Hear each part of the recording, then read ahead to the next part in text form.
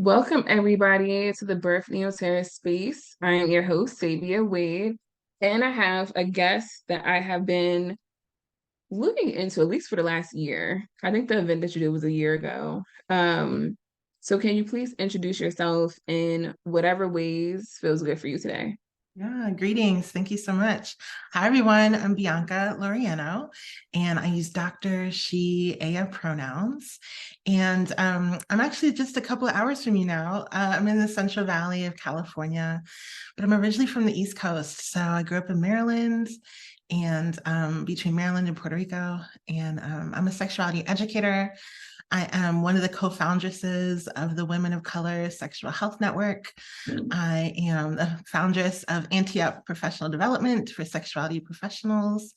And I've been writing curricula and training people in our field for decades now, since 1996. So I started as a peer Okay, educator. period. Yeah. That's a wow. Okay. Guess you got that street cred. Yes, 96. What was I doing in 96? right.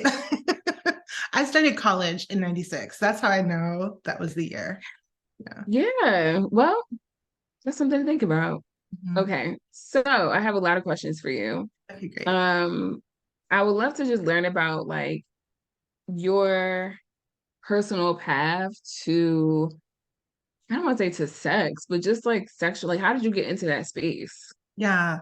It's interesting because people love to think that Caribbean people don't talk about sex, especially Spanish speaking Caribbean people, which is wild to me because I'm like, we do it, we may not talk about it overtly, but it's all around us. The way that we move. I would say from what I know, because I'm from the East Coast too, so like I've always been around, and I'm like, it's pretty sexual. It's there. Yeah. Yeah.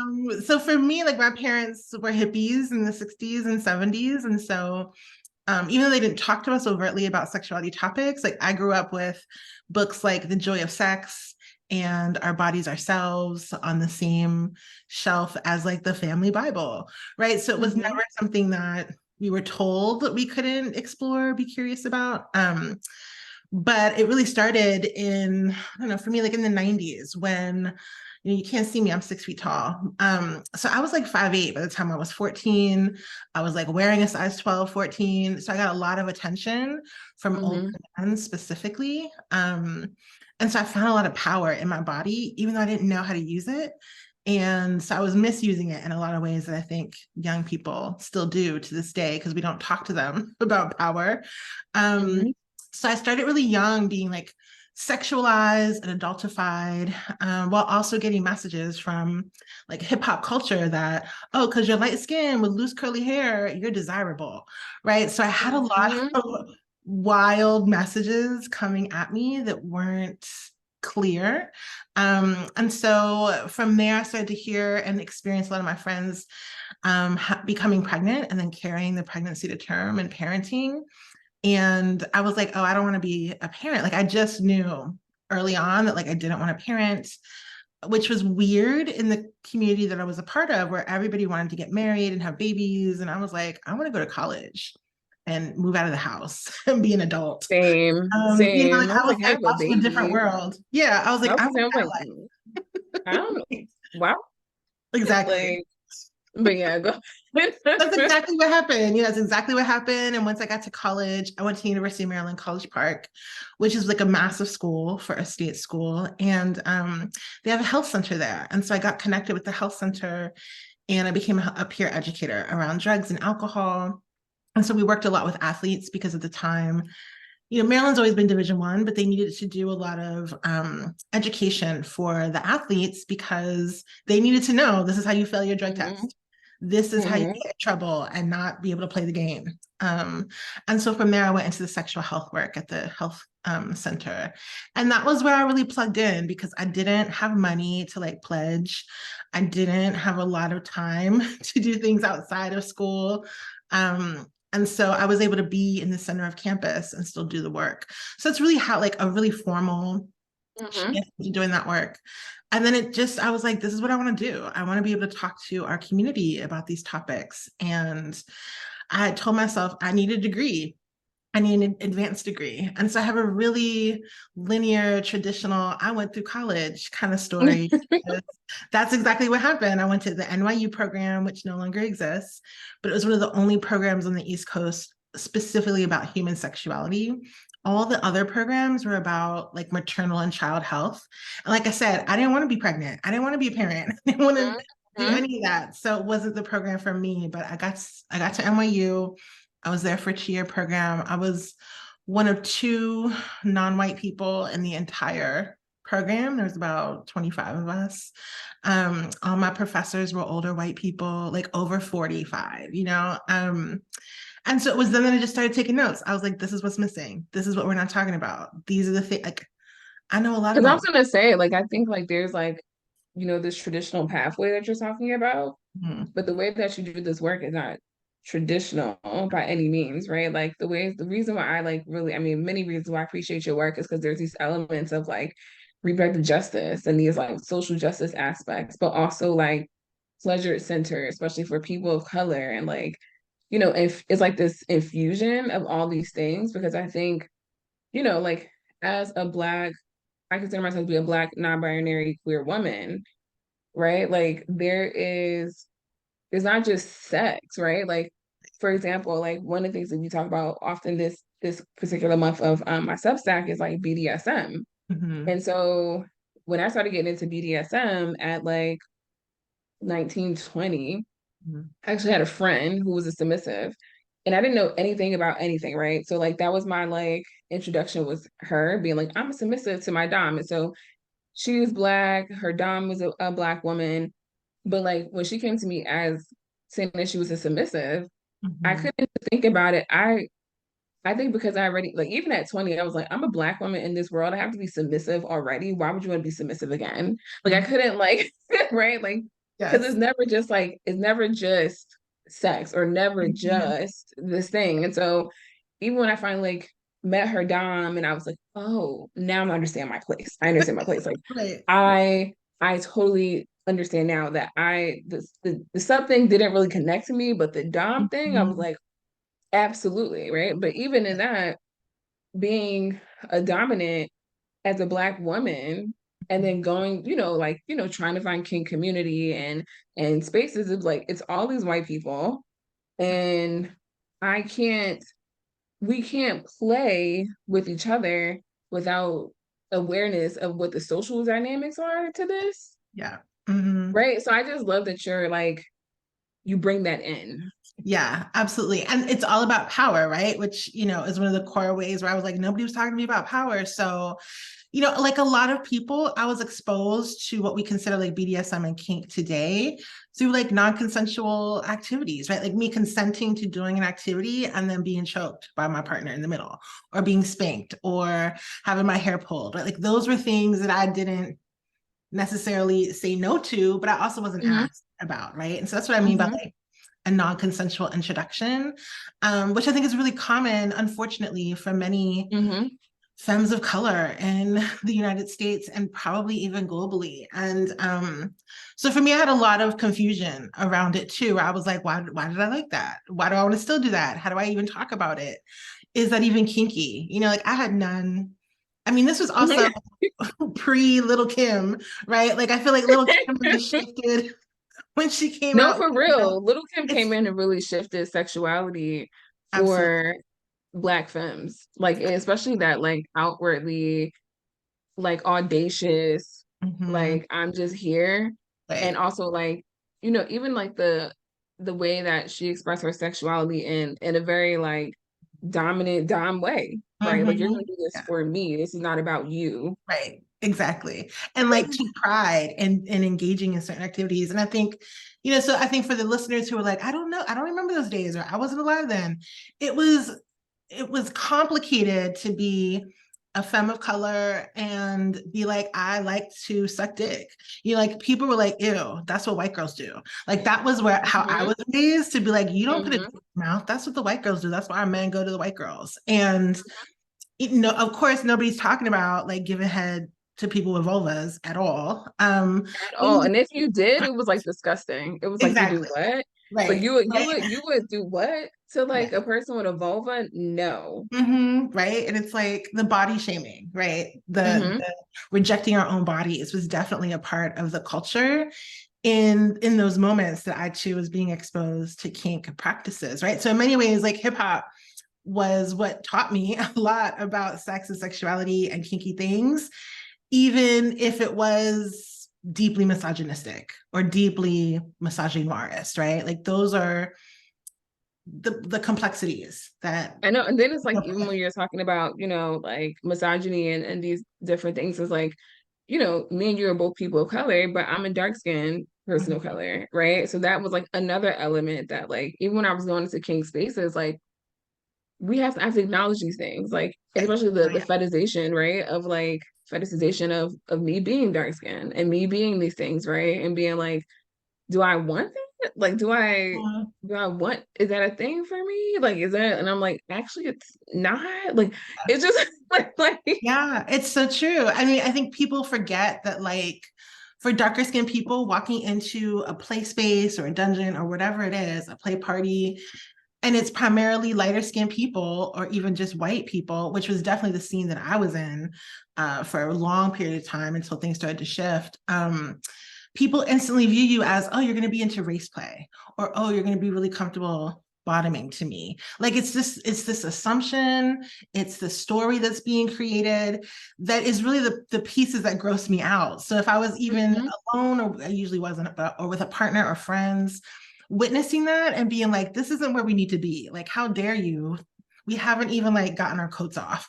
And you're already like, oh, do you want to do this whatever narrative? And I want to be clear that like it's the light skinned motherfuckers too, right? It was not mhm. just people. It is also light skinned people who would do that bullshit and be like, oh, we can do this. Let's pretend that we're in Haiti and I'm the whatever and you're the what. No, absolutely not. Right. Like, so No, we're not doing that yeah, no, thank you. at And that all. stuff is just tired, and that's the deep anti-Black racism that shows up everywhere. And it's deeply in the kink scene. And people don't really want to talk about it as openly. And also people aren't comfortable acknowledging that a lot of kinks exist because stereotypes exist, right? So I'm not shaming. If Hmm. you want to engage in race play, do it. But I also want to be clear that like anybody can engage in race play. It's not just a Hmm. light skinned person or a dark skinned person. It can be anybody in any scenario in a range Hmm. of different contexts. Yeah. Um, I the mean, I goal can't even there. name how many like, you know, being on different like kink websites, I can't name how many white cis men Mhm. were in my inbox. Yeah. And you know that there's such a racial element to this because, white cis men, generally speaking, are usually one of the most powerful people in the US, and then aiming to seeking to be submissive, Mhm. right? To the person who is one of the most oppressed, disrespected people in the world, right? A Black woman. And so Mhm. it's like you can't deny those elements, but to me, in my domness, it's like important for me to name like Mhm. Yeah. Right. like Exactly. Yeah.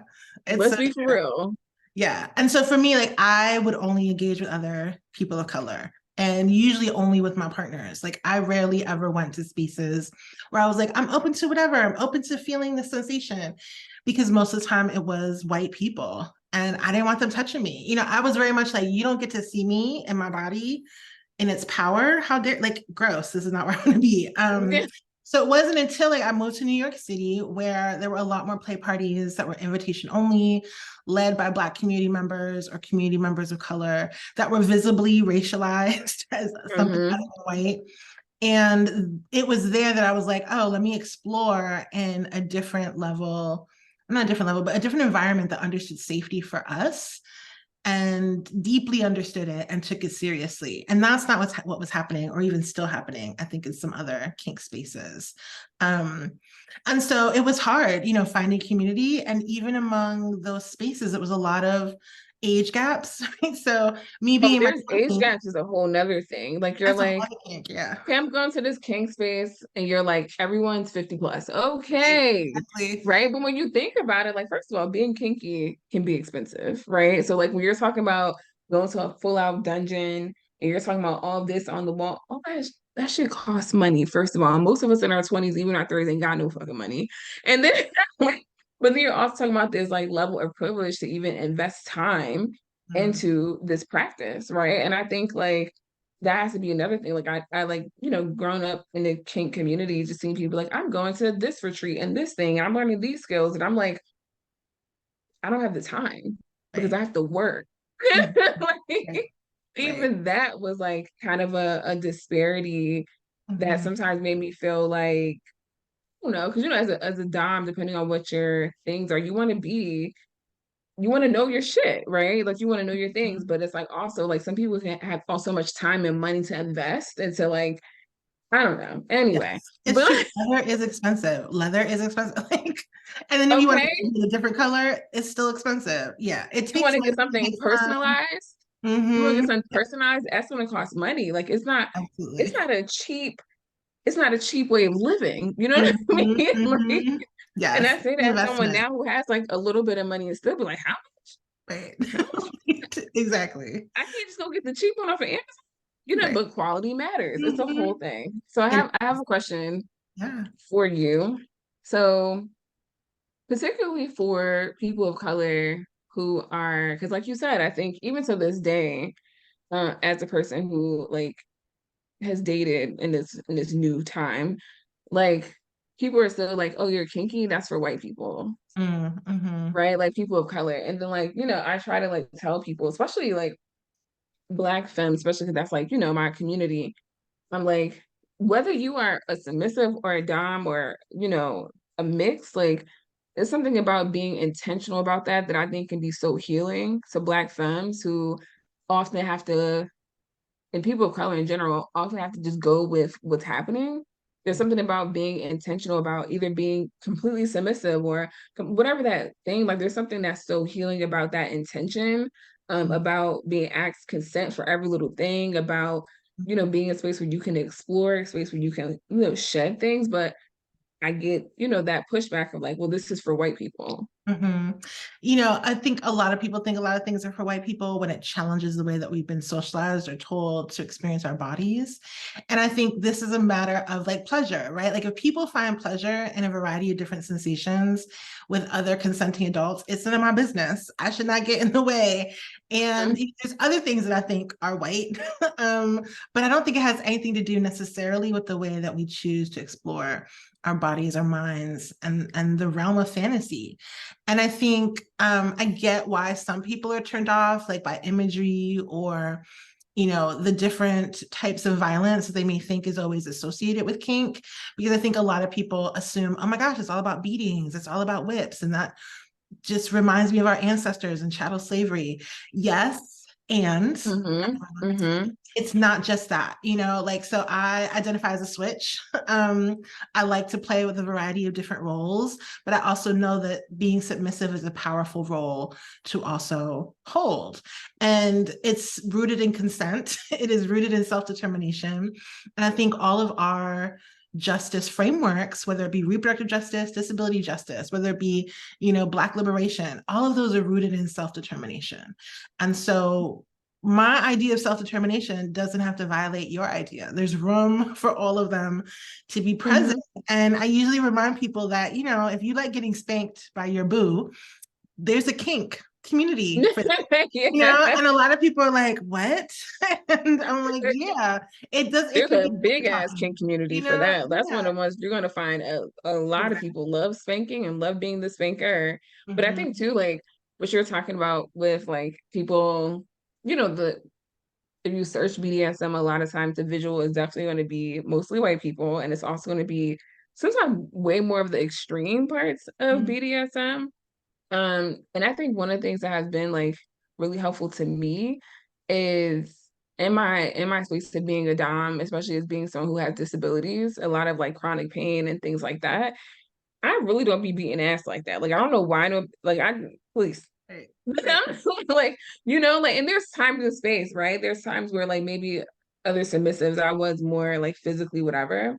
But I Mhm. think especially for like people who are disabled, like the practice of kink can be so helpful because it's like in a world that tells you to just keep going, ignore what your body's saying, like, you know, and if you do have a disability that's a negative, whatever, it's like being in my dominant role, being able to cater to that, Mhm. right? And like to be like, I'm first of all, I'm not about to be doing all this physical stuff with you because I Mhm. don't even have that to give. Right. I Right. just don't have it to give. But a lot of like my dom practice is so mental, right? Mhm. It's Mhm. so like, you know, like my a lot of my dom practice is me being able to look at someone across the room and then know what's happening, right? Mhm. And like Mhm. there's power in that. And I think learning those skills as well is so transferable to life. Right. Oh yeah, absolutely. Yeah, it's Like like it's listening with your whole body, not just with your. yes, and it's like and it's helped me to be a better doula, to be a better leader in my, you know, workspaces, to be a better person, to be aware of what I'm feeling, what I'm not feeling, what I want, what I Right. don't want, what I Mhm. feel uncomfortable with, what I want to explore. And I Right. think like people of color specifically, we need more of that as a practice to like our own wellness, even beyond sex. Right, absolutely. And I think a lot of people don't realize that yes, there's like humiliation kinks, but there's also like adoration kinks, right? And I don't feel like Yes. any Black femme that does not want to be adored in some particular way. And I think people forget that it doesn't always have to be attached to our genitals. It can be a full body mind experience, and that can also be more powerful.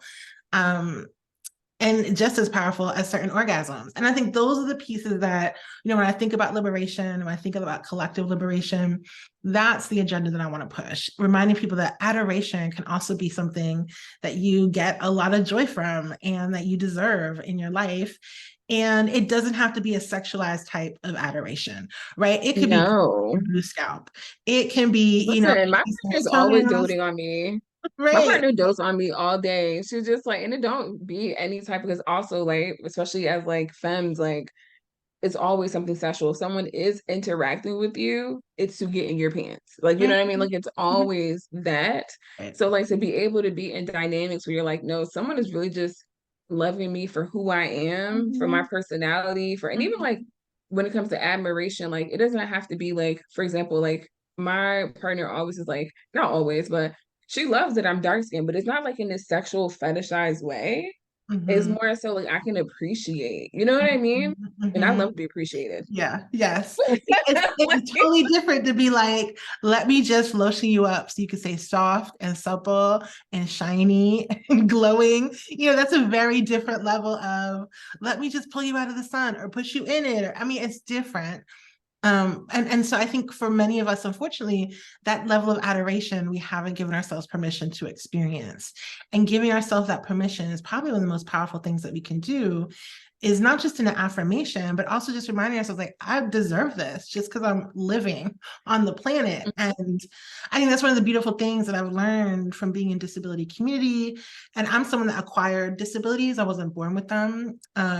So later in life, because I have the gift of aging, I've acquired disabilities, but it's been that area of there's so much to learn and also relearn about a changing body that mhm. really goes against a lot of the messages that we received as children and young adults Yes. and even And I'm adults. gonna So, say too, like that level of adoration and just like it's awkward. It can be very awkward in the beginning. Like when I first started off in my like BDSM king journey, mhm. it was awkward. Like I was like a part of it was like I had to play the role because I was like, why are you so into my feet?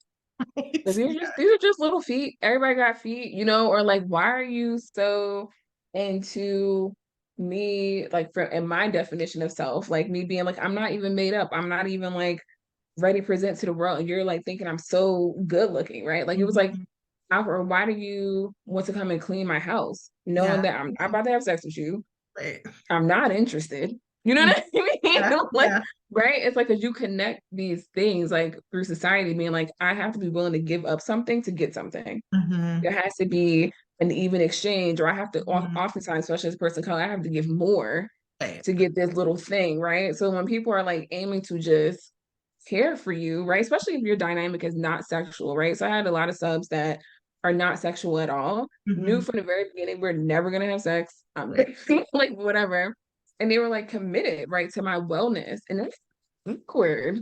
Yes, it's true. I mean, it takes a moment to figure it out, but I think we have so many more examples now in the 2020s than you and I did growing up or coming into Hmm. ourselves in our early 20s. I think, and that's a good thing, right? So it's easier now for us to find like Black femdoms or Black femme Hmm. submissives or whatever it is, we can find it. But I think, yeah, there's also that, I don't want to call it like a learning curve, but it is like a little bit of a It is curve. a learning curve.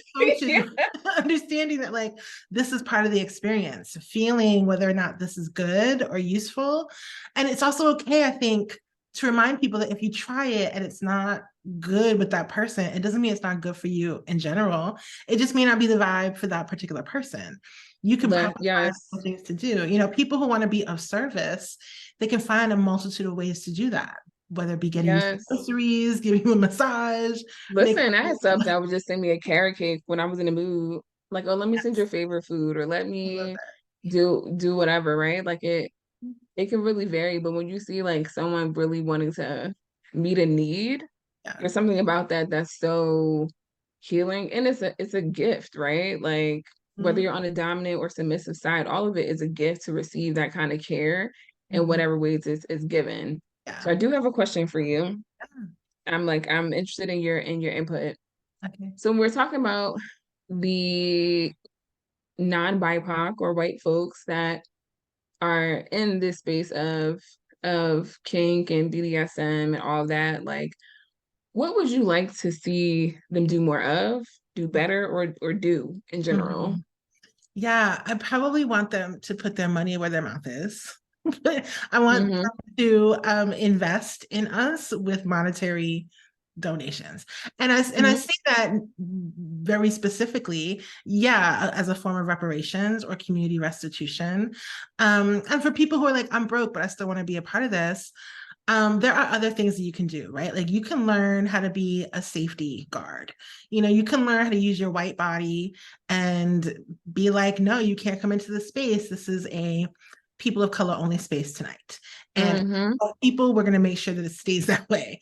Um, Hmm. those can be helpful strategies. And I think at the core, it's learning how to take leadership, learning how to, you know, acknowledge that leadership by Black people, by people of color is essential to that shift. And that means that you have to give up power, you have to share the power.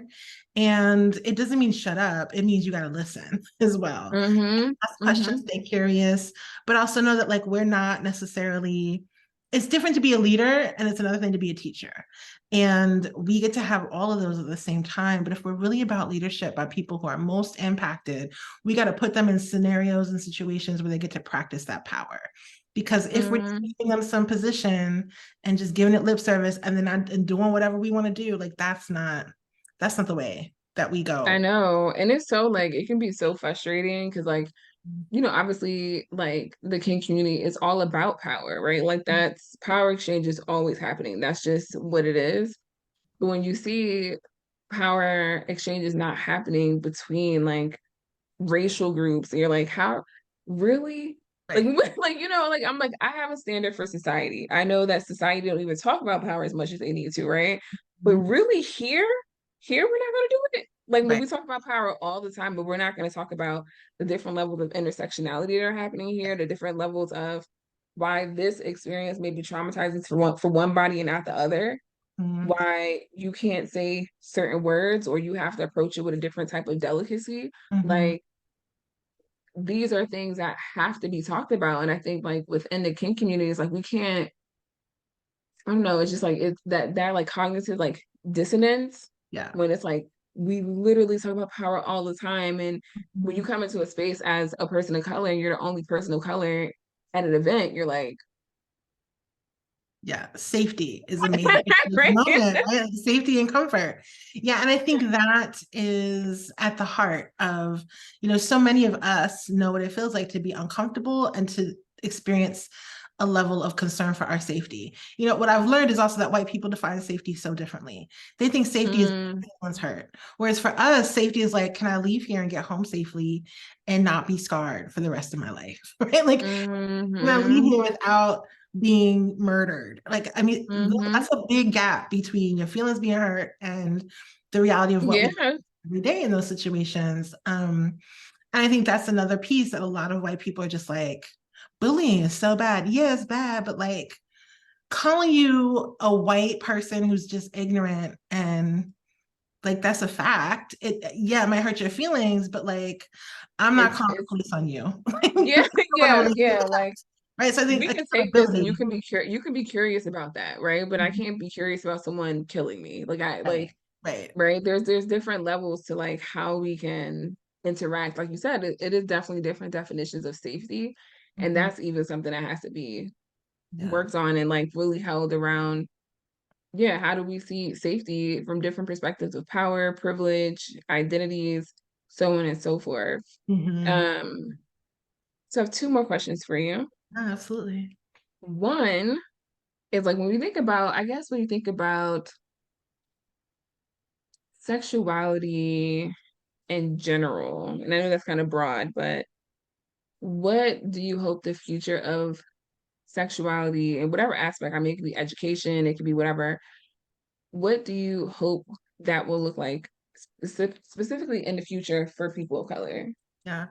So I hope it looks like we can get all of our needs met in whatever way we need them met, right? And so that includes like if we need to go get PrEP or PEP or HIV tests, so we can do that. Or if we need to get cancer treatments for our cervical cancer, or if we need to have multiple orgasms for our birthday, or whatever it is, those needs that we identify for ourselves, I want and know that we can live in a world where our needs are met, where sexual liberation really is for everyone, not just the people that we find desirable, not just the people Mm, that we think are worthy of it. Because a lot of times disabled people are always excluded from that. And that's a whole mhm, other, right? Like all of us, if we get the gift of aging, might experience disability or something debilitating.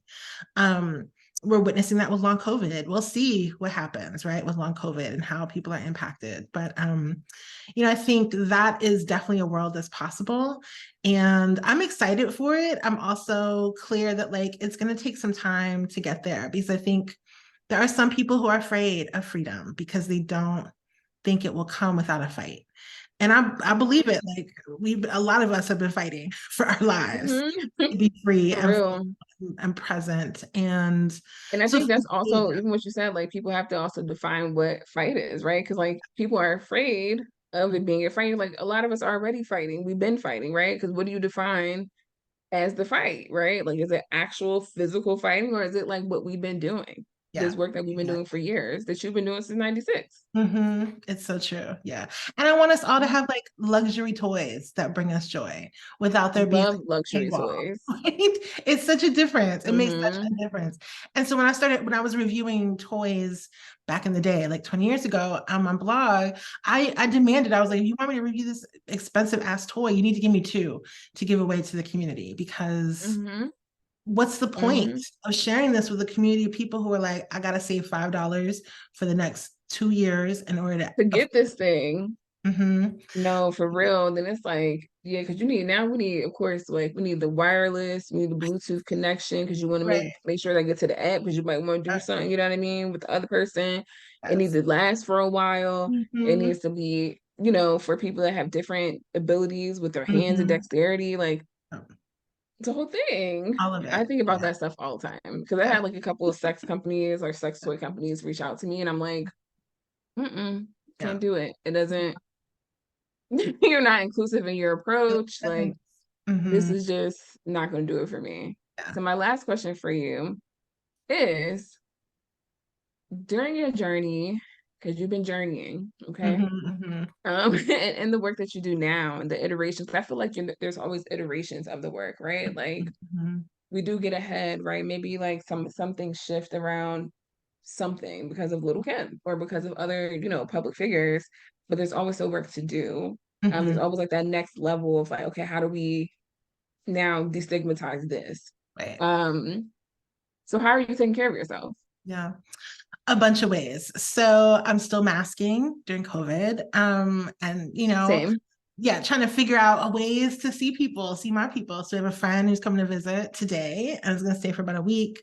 And we talked about our COVID protocols. We talked about having air purifiers and tests and all that stuff. So that's one of the main things as an immunocompromised person. I want to stay alive, at least for now, on the planet. So I Yeah. want to do the things to keep me alive. What I'm also doing is removing this idea that I'm going to treat myself with like food or the things that I like. I just do it now, right? So like if Mm-hmm. I want to eat the $15 bacon that's seasoned with whatever, like I'm Mm-hmm. gonna spend the $15 to eat the bacon. I'm not gonna treat myself. It's because I deserve it and I want it, right? Mm-hmm. And that came with age because I definitely wasn't always in a space to spend $15 on a side, essentially. But I also am investing more in my friendships, my platonic friendships, the friendships that don't necessarily have sex at the center. So I'm Mm-hmm. polyamorous. And so investing in those relationships that are outside of the sexuality field, because I can get really stuck in my bubble. But I need to be reminded by the historians and the artists and the other people in my life that like there's a whole world out here beyond what it is that you're building and creating and changing. So I'm That's doing the truth. that and, just being open with the way that I'm adorning and decoring my body, right? Like that's how we started. You were like, oh, I'm noticing this decoration. And Mm-hmm. so that's still really important to me. So I'm using the scents that I like. I'm not saving it for a special day. I'm lathering myself up in the oils that I like. I just turned 45 this summer. So like my skincare game has had to change and not being Yeah. bad about it, just being clear, like, okay, my T-zone shifted or I'm Mm-hmm. still eating and now I have adult acne. I'm not going to be embarrassed by it. Let's see what I can do differently. So Mm-hmm. giving myself some grace has also been Mm-hmm. a gift that I'm giving myself and practicing interdependence, right? The reality that I need other people. We all need each other in a different way and being unapologetic about it and really just asking for help whenever I need to think through something or make a decision or decide on whether or not I should do this thing. Mm-hmm. I'm full My people. friend the other day, I was hanging out with my friend and we were talking about something. I think we were talking about, I don't know, like chores, like around the house. And she was like, oh, do you like, I think she asked me, like, do you cook often or do you whatever? And I was like, no. Yeah. I was like, I was like, honestly, I like, because when I'm in Georgia, like my baby mom and the kids are 10 minutes away. Yeah. My mom is 10 minutes away. My partner is long distance, but will get me food when I want it. Like, Yeah. but I was just like saying that in the sense of like, I just don't have the need to pretend that I can just do all things, like even with my partner, I'm like, listen, I don't cook and I don't clean. Mm-hmm. Right. Like, right? Like I don't even have time, like I just that's not what I want to Mm-hmm. do. So you let me know if that works for you. I was like, I have cleaners that come every 2 weeks. That Mm-hmm. works for me. Right. But like, but I think it's like you said, that freedom of like, I'm not gonna like save my lotion, the good one for the other. No, like I'm just gonna do it now, be honest about who I am now, what my limitations are, what my boundaries are. Um, Yeah. and you choose to opt in or not. Exactly. And that's very much a similar setup that I have with my core partner too, that I live with, who's a trans masculine indigenous Mhm. person. And I'm like, I will work. You can be a homemaker or do whatever Yeah, else. yeah. That's what they do, like they take care of the home, they cook our 3 meals a day and make sure we got snacks. And that gives them so much joy to know that like I'm responsible for this. That makes you thrive and you be able to do what you want to do. And it's beautiful. It's the way that we work. It's made my Hmm. life and their life such a joy to live, especially during a pandemic. That's really been destabilizing and unpredictable. It's good to know that we can build a home together that's comfortable. Hmm. And also, I share with people all the time, like we have separate bedrooms because we're both polyamorous, but also like we deserve the bed that we want to sleep in and are most comfortable with. Hmm. and our bodies need Hmm. two different things. So we have separate bedrooms and we visit each other all the time. And, but like having that privacy, I think is also important for us as well. For So sure. Yeah. I'm, I've never had a separate bedroom, but I've always had like a separate space where I'm like, yeah, this is my space. Do right, not come in here without my permission. right, Like, right. this is my space. It's for me. Even if I'm doing nothing in here, even if whatever, this is for me. So I totally get that. Well, how Yeah. does my audience reach you in Yeah, any of the ways? so thank you for that question. I'm accessible on purpose. So on Instagram, I'm most active these days, and that's Lati Negra Sexologist. It's a long word, but you can easily find me. You can type in my name and search it. It's biancaloriano.com. And then also AntiUp is antiuppd.com. And those are where you can find my classes and trainings and be in contact there too. So I'm definitely accessible on purpose. So don't be a stranger if you I have love questions. that. Accessible on purpose. I feel like I'm pretty accessible on purpose. Like, I'm like, just hit me up. Right. I'm like, hit me up Right. on Instagram. Send me a DM. Like, Yes. be graceful now. I ain't Right. gonna Right. answer the minute that you send it over, Right. Right. but I will get to it. But Exactly. thank you so much for your time and the work that you do for the community, and also just like the example that you are, because I think it's so important to have people of color examples like that are doing the work but are also like pouring into themselves, because I Mm, think sometimes people see that as very separate things. yeah. um and that's like actually needed to be sustainable in this work, so I appreciate that. Yeah. Thanks for having me. It's been great talking with you. Thank you.